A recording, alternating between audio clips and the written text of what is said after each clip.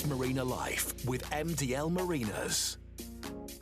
Hello and welcome to another episode of This Marina Life with me, Ceri Hurford-Jones and MDL Marinas. In this episode, I meet up with 4 different boat owners who all keep their boats in something called a dry stack, basically a multi-storey parking area for speedboats. These dry stacks are all located in a variety of MDL marinas on the south coast of the UK. The reason for talking to them was to find out why they prefer having their boat out of the water rather than in it. Whilst chatting to them, I also asked them to share with me some areas in the Solent that they really like to visit. These suggestions may help or inspire you to try some new locations off the beaten track. You'll also have the opportunity to hear from the marina manager of MDL Cobbs Quay, Dan Lewis, who shared with me some insights into the world of dry stacking and the benefits to owners and marina operators. I hope you enjoy hearing their stories as much as I did. First up, let's hear from Nick Parton, who's been in and around the water all his life, from sailing with his father in dinghies and then a 30-year career in the marine industry. He is now the owner and operator of a company called Bluetooth Rib Charter, based from the dry stack at Hamble Point Marina. I started our chat by asking him what the actual boat was that he had in the dry stack there. We've got a 7.3 metre coastline rib. They were built on the Hamble River, actually, and designed for the Solent. The Solent, as many people know, has quite a short chop compared with some of the other seas around the UK, and so the boat was designed for that. So she's a lovely boat, very comfortable, very dry, perfectly suited for charters in the Solent. And what's your typical charter consist of, Nick? So we offer a whole range of things, really. We offer a bareboat charter, half a day or a full day, or multi-days if that's what customers want. We offered skippered charter for those who perhaps haven't got the experience or the qualifications to skipper one themselves. And we also do some water taxi work to restaurants and things and back on the Isle of Wight. And sometimes filming jobs, TV programmes or drone operators filming cruise ships or vessels that have broken down in the Solent or run aground. We've seen a few of those over the years on the Bramble Bank, haven't we? Exactly. I never thought for a moment about chartering a rib and going over to a restaurant on the Isle of Wight. What a brilliant idea. That cuts certain travel problems out of the equation straight away, doesn't it? Yes, I mean, it's a lovely thing to do, to drive yourself and have some fun along the way, and the Solent is full of places to visit. But there's also some great restaurants right on the water, so what better way to go than by boat? I mean, the most famous one that everyone around the Solent heard of is the Hut in Colwell Bay, which is right on the beach. You anchor off, they come and pick you up in a little tender. On a nice sunny day, you feel as if you could be sat in the Med. And that's probably one of the most famous ones. We do quite a lot of those, and some to Cows and other restaurants around the Solent. Now, the whole thing with dry stack is access, and if anybody needs access at the drop of a hat, it's you. So how does it work from your perspective? It works brilliantly, actually, from my perspective. I live very close to Hamble Point dry stack. Hamble Point is the closest marina to the central Solent water, so getting access from the rack to the Solent is very, very quick, and it just really works for my business. So it's nice to give the guys as much notice as possible, and they operate a great booking system where they book you in for your launches and your lift back outs. But sometimes when the weather is nice, people look out of the window and say, oh, it's a nice day, I wonder if I can hire a rib today. This morning was a prime example. I rang them up at 8:30 and said, can you get me in for 9? And they did. Perhaps you could just give me a few of those other benefits to you and to your business. Yeah, so maintenance is much lower when you live on the dry stack. You don't have to keep antifouling your boat. You don't go through anodes like you do for boats that live in the seawater constantly. So maintenance is reduced. It lives on the rack. It's protected from wind and waves and all of those other things. So you get the best of both worlds. You can launch very quickly and get on the water very quickly, but it also protects your assets that at the end of the day cost quite a lot of money. Yeah, absolutely. Anything that could reduce the outgoings means you might make a bit of a profit at the end of the day. That's the plan. How long have you been using this service? So we're in our third season now with Bluetooth Rib Charter. And clearly it's a partnership that works very well for you. Are there any sort of changes or improvements, do you think, that the team or MDL itself as a company could offer to people using the service? MDL over the last few years have run berth holder forums, which have been online in the last couple of years and enables berth owners such as myself to put ideas forward. So we have had ideas over the years. For example, one of the ones last year was, wouldn't it be great to have a box at the bottom of the launch ramp where you can put your covers when you go out boating, so that you don't have to go back up to your car or back up to your shed and store your covers. MDL did that last winter and has worked great all summer long. So generally, we put our ideas to them as we go along, and they are pretty responsive. We've talked of a few recommendations to go for restaurants, which is a conversation I didn't expect to have for today's episode on dry stacking. What about yourself personally, to go places for a bit of R&R around the Solent, Nick? Where are your favourite spots? When we go out as a family, we quite often go to Newtown Creek. Newtown Creek is a lovely sheltered trust site that is very, very popular on the Solent. A great anchorage. There's a colony of seals in there, so you can more often than not see seals. And then it's great to anchor up in there and have a picnic lunch, take the stand-up paddleboard, swim and all that sort of stuff. We like cows. Cows is always popular. The boat itself has been so busy over the last few years that we've not used it ourselves as a family, perhaps quite as much as we would have done. But the Solent is just great for short trips too. So quite often the boat will go on charter all day. It'll come back in at 5:30 and we'll jump on them with the kids and go to Osborne Bay, have a swim, into Cowes, fish and chips and come home. Everything's so easily accessible. And that's one of the joys of having a boat on the Solent, isn't it? It really is. Is somebody thinking about using a dry stack? What would you say to them to help and make their mind up? I would say definitely visit the marina and have a tour and see all of the facilities that are there, because it's much more than just a dry stack and what the dry stack does for you. There's the restaurant, showers and toilets are always important when you come in off the water. So do go down and visit the site and have the tour with the staff and talk to other boat owners, especially in the local area where you're looking to go. They are the people that use these things every day, and so they have the best knowledge and the best tips and the best ideas. I now want to introduce you to Willie Buse, who has also had a very long connection with the sea. He was actually born on a boat at anchor in the middle of the River Hamble. Yep, true story. His whole family's been in the boating industry, as has he, all his life. I started by asking him that from the dozens of boats he has owned and sailed, which one was his most favourite and why? Well, I have to say that I've had lots of boats, and probably the favourite was a Swordsman 40 with a pair of water jets, which was so enjoyable and so perfect, it was amazing. So let's just talk a little bit about the Solent, because I presume that's the area that you're getting out and about in. Is that right? That's correct, yeah. We go out for the days, we stay overnight. I think one of our favourite places is to go onto the Buse River and pick up a swinging mooring. Yeah, it's just beautiful, isn't it? Absolutely beautiful. What about one or two of the out-of-the-way places, perhaps, that aren't necessarily on everybody's list? Well, we sometimes go across to Ashlet Creek, the little pub up there, and it's absolutely lovely. What makes you go for the dry stack particularly, Willie? Well, I have a very old 1990 Sunseeker Portofino, which has outdrives. And one of the things that always worries me is with outdrives is that they're made of aluminium. And I think that the thought of them sitting in the water for too long probably is a worry. And other benefits to you? Yeah, the other benefits are that during the season, if you're in a normal marina berth, in order for a powerboat to work properly, you've got to get it out a couple of times during the season and have the bottom scrubbed, and that costs probably 250, 300 quid a pop. What about actually accessing the boat then, Willie? How does that work in terms of the organisation? How much planning goes into making sure the boat's in the water when you want it to be? Well, you can ring up an hour before, and providing they haven't got a booking at the time you want to go in, they'll put you in.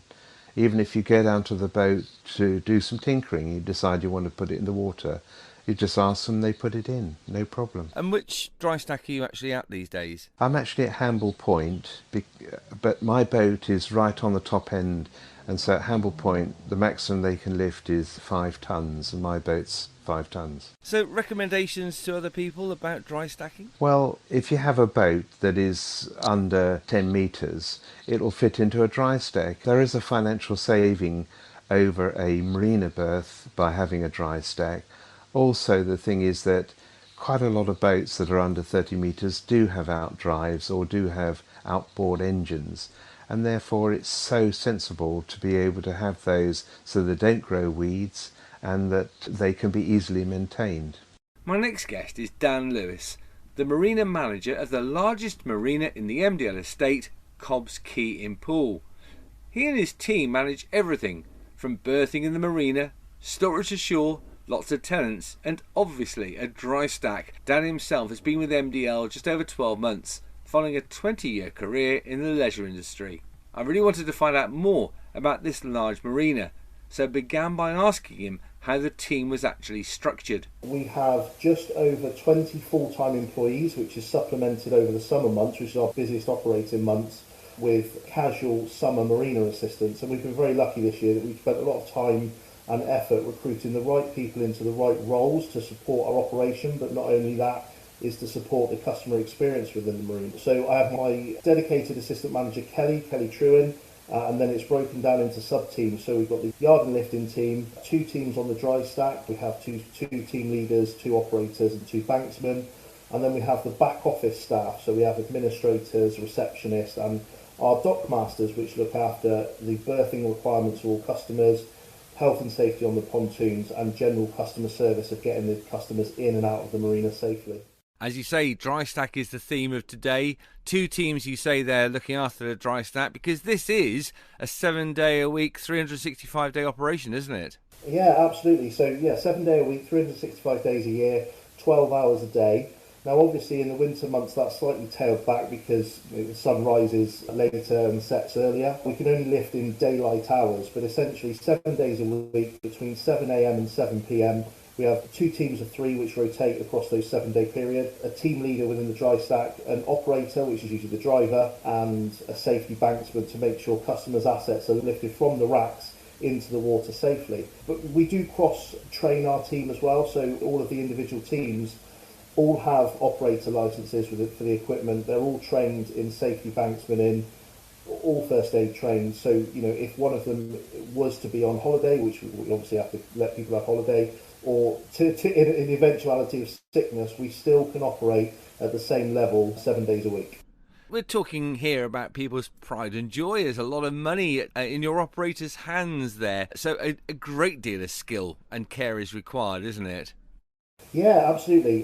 For me as a marina manager, I've never really had any exposure with lifting before I joined MDL, and it was a bit of a shock to see the scale of the operation. But the good thing and the reassurance that we can give our customers is that our team members within the dry stack and in any of the lifting operations across the estate in MDL are trained to the highest of standards, and we don't expect somebody that's going to come into the business and expect them to lift boats on day one. They go through a rigorous training programme, which is then built up through development, competence and confidence before they then take their exams and their tests. So customers within the dry stack business of MDL Marinas can rest assured that their assets are in safe hands, and we do look after people's boats for them. What about the features and benefits to customers then using your dry stack operation, Dan? I'm thinking particularly now in terms of ease of access, etc. So I always like to break the dry stack operation down into, if I was looking at it from a customer's point of view, what are the main key features of owning a boat that I would want out of me going to decide where my boat is being kept, how it's maintained. And the 4 main things that I look at as the marina manager, or the USPs, the unique selling points, would be safety and security, maintenance, convenience and cost. So if I try and break those down in a little bit more detail, obviously we're a 24-hour operation. We have 24-hour staff coverage within the marina, but not only that, if your dry stacked boat is on the 3rd or 4th rack, it's really hard for anybody to get in and tamper with your pride and joy, as we say. So it's a secure compound, it's looked after 24 hours a day, we've got good security camera footage, and it's generally just harder for people that are horrible in this world to come and tamper with bits of equipment because they are usually off the ground and people can't get to them. From the maintenance side, obviously there's less in terms of fouling the boats in the engines. Every time that a boat is lifted out of the water, customers can inspect it, we can put it onto a work rack for them. Less need to anti-foul on a regular basis because essentially the boat is kept out of the water for the majority of the time unless customers are using them and enjoying their assets. Absolute convenience. We lift on a diary system, but if you do decide that you wanted your boat in on an ad hoc basis, just give us a call and we will make sure the boat is in the water ready for your pre-inspection checks or pre-start checks when you arrive. In the heights of the summer there may be a bit of a waiting time because we operate just a queuing system, so it's kind of first come first served unless you book into the diary. But usually we can accommodate you within 15 minutes of having your boat off the rack, in the water, ready to go out for you to enjoy your day on the water. That's a pretty impressive turnaround.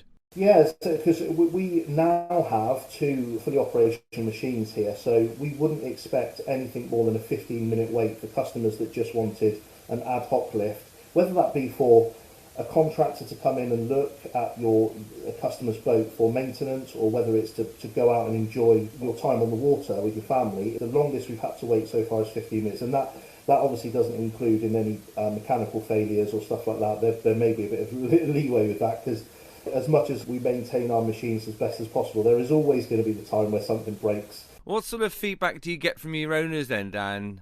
Generally very good. Our dry stack customers are what I would like to say entry-level customers into the boating industry. They're not the type of people that have, huge sun seekers that have been boating all of their lives. They are people that are wanting to dip their toe into being boaters. They want the convenience and less hassle in owning a boat, and that is exactly what the dry stack was designed for. There's less maintenance. The cost implications can be a bit cheaper on a yearly basis in terms of keeping your boat in the main marina or having it dry stacked. If something does go wrong, for customers that may not have as much experience in boating, we can lift their boat out, put it on a work rack for them for contractors to come in and fix things for them. So I would say the feedback in general is good because it is people on entry level into boating, and it's the convenience side of it. That's why customers love it, definitely. From a motorboat point of view, because that's invariably these boats we're talking about here, do they pay every time they get lifted in and out, or is it included in their annual berth holder's licence?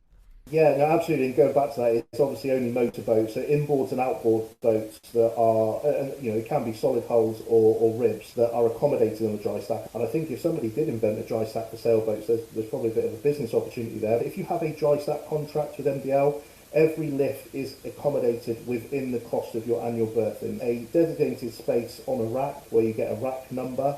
You obviously get the customer service element of having 24-hour security of the boat, and the expertise of the dry stack operatives to lift your boat in and out. But all boats in and out, unlimited throughout the year, are included in your dry stack berthing cost. How much notice do you need, Dan, to get the boat ready for the owner when they're coming down? Essentially, the dry stack operations lift on demand, but we need to manage our customers' expectations, essentially, because we don't want to let our customers down. So we run a booking system, so there's more progress coming through from head office and our central ops team to get this booking system more refined for our customers. But we have a booking system which runs from 8 a.m. until 6 p.m. every day in 15-minute slots. So if you book your lift in advance because you want to go out on the water, then your boat will be here at that time in the water ready for you to take it over and do your pre-start checks. Usually I would say that we would need between 45 minutes and an hour's notice to get your boat. If you fall outside of that remit, then there may be the odd occasion where you'll have to wait for us to clear a backlog, especially on busy days, your bank holiday weekends, sunny weather, we do get quite inundated. I think that the busiest operational day this year, we lifted in excess of 120 boats. Wow, that's pretty good. Your team needed to lie down in a darkened room after that, I would have thought. They're doing that now as we speak. Now it's raining and nobody wants to go out. They're all just sat having their cups of tea. No, I keep them busy. So time for maintenance for yourself. Absolutely. What's the company's vision for the future of the dry stack facilities? I'm thinking now in terms of expansion or development. You've already mentioned there easier access to a website or booking system. But what else might be in the pipeline that you can share with us, Dan?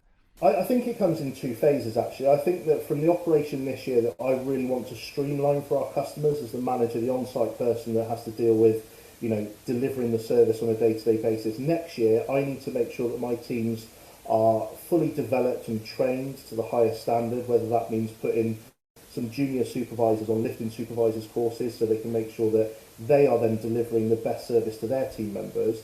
I think phase two of that, I want to make sure that all of the machines are fully operational. We went through a phase, over the last 12 months.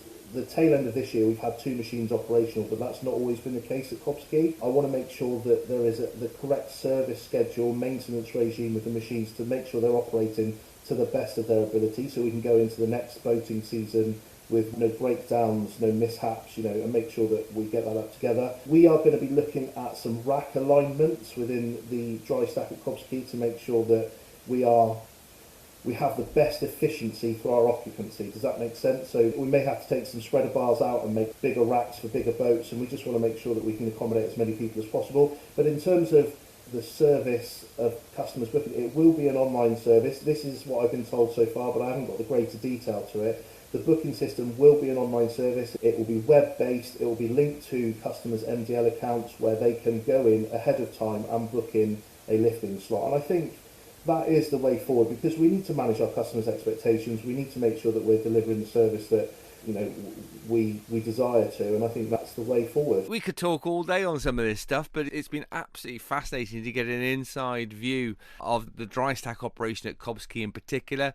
And if you've got a sort of a final conclusion, something you'd like to just say to anybody thinking about using the dry stack facility, what would you say?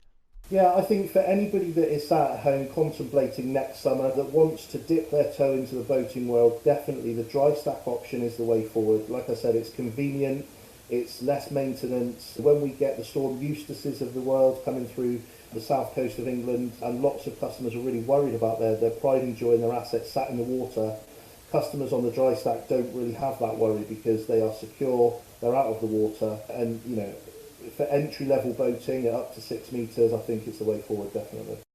My final guest today is Chris Mearing from Southampton, who's been interested in powerboats from a very early age when he was encouraged to watch the annual Cows powerboat races.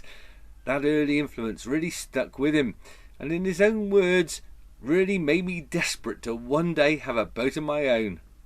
So, after much hunting around, 2 years ago, he bought himself a 37-foot, 8-ton, twin-engine Sunseeker Superhawk. She's obviously Chris's nautical pride and joy, so I really wanted to find out what made him gravitate towards a dry stack at Saxon Wharf in Southampton. Well, for me, the benefits of dry stacking was that, particularly as I was buying a boat that I didn't really have a great deal of knowledge on, it had been surveyed, obviously, and I knew there was some work that needed to be done on it. So one of the things that appealed to me straight away was it will be out of the water quite a lot. So it's a fast day boat. Yeah, I can anti-foul it and all that sort of good stuff. But having it out the water so I didn't have to worry about that was a benefit. Also, I didn't know how much work I was going to be looking to have done on it in the early days. So one of the benefits I saw with freedom berthing with MDL was I could start off in the dry stack, and I could, when I wanted it on the water for the weekend or for the week, I could potentially put it into Ocean Village if they had the space, or I could put it into Shamrock, or even I could leave it on the water at Saxon.